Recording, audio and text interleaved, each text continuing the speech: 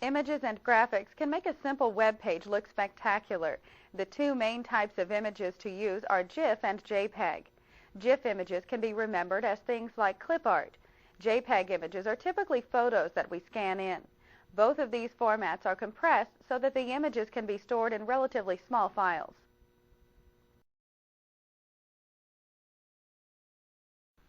It's pretty safe to say that all the good pages on the web use graphics on their page. So there's no doubt that adding graphics to your page is an excellent idea. But here's a word of caution.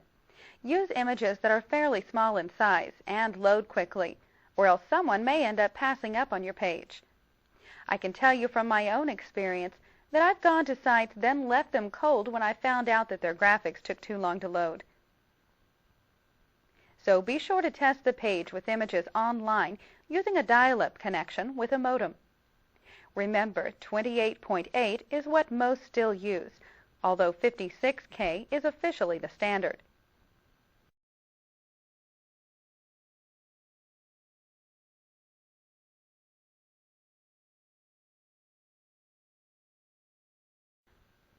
GIF images are the most common image time for use online. GIF stands for the Graphics Interchange format, and any file saved with this format will end with the .gif file extension. CompuServe developed the GIF format years ago to be a cross-platform format, which means it can be viewed on almost any type of computer system. This makes GIF images ideal for use on the World Wide Web. By looking at the images here, we can see that GIFs are computerized images. There are lots of solid colors instead of shading, with different colors for every pixel. They are cartoonish instead of being realistic. They use 256 colors, which means that we don't use all the colors possible. Nonetheless, 256 colors isn't really that big of a disadvantage for most purposes.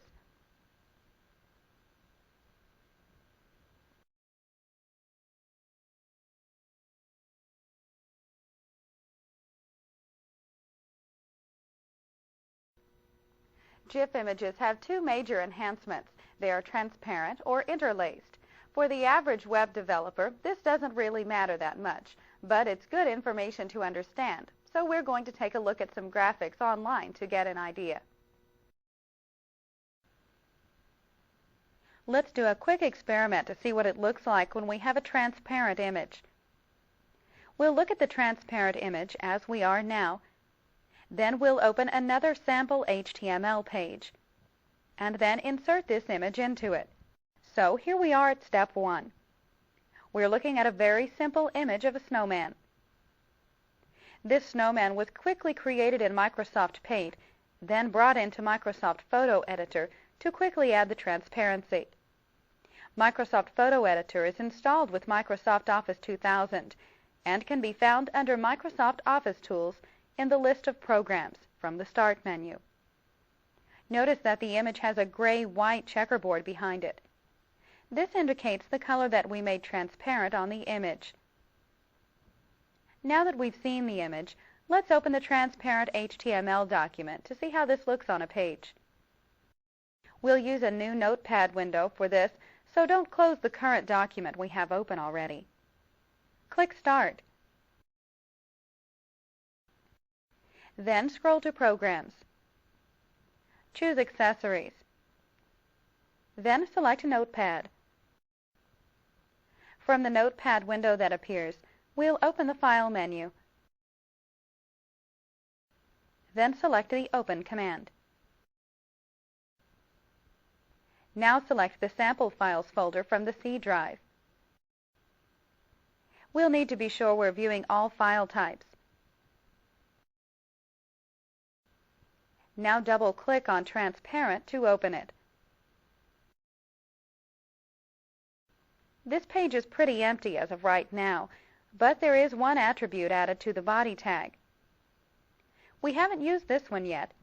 It's the BG color attribute. BG color stands for background color. As we see here, the background color is blue.